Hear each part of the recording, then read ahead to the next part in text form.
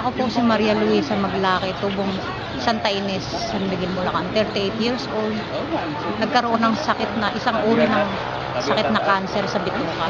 Anong December, confined sa ospital, doon na diagnose na meron akong sakit sa bituka nga, cancer.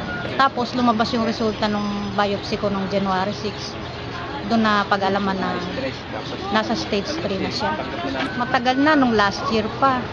Pero nung unang-unang mga sumasakit siya, hindi ko masyadong pinapansin. Hindi ko, binabaliwala ko lang.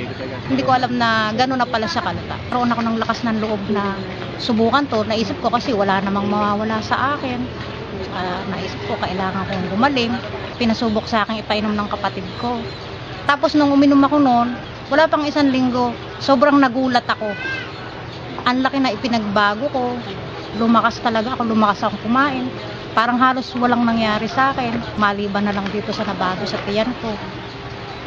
Ang laki nang naitulong ng herbal na yan. King's Herbal.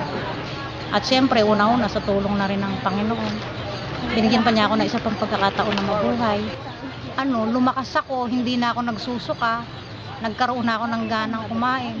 Sobrang ang laki na ipinagbago ko. Simula nung uminom ako. Sa ngayon, wala pa akong isang buwan umiinom. Ang laki na, nakakalakad na ako. Dati, ibinabangon na ako ng mga kapatid ko. Hindi na ako makakain. Ang laki na naitulong sa aking pagbabago ng King's Herbal. Minabuti ko po sapagkat kung pupunta pa kayo sa main office, napakalayo. Kaya naglagay po kami yung pong cell number na nakalathala sa ilalim ng screen na ito. Pwede po kayong makipag-ugnayan at ito po ay sinasabi ko at pinatotohanan, ito po ay authorized distributor ng Abanyong Lingkod mula pa noon at magpakailan pa man.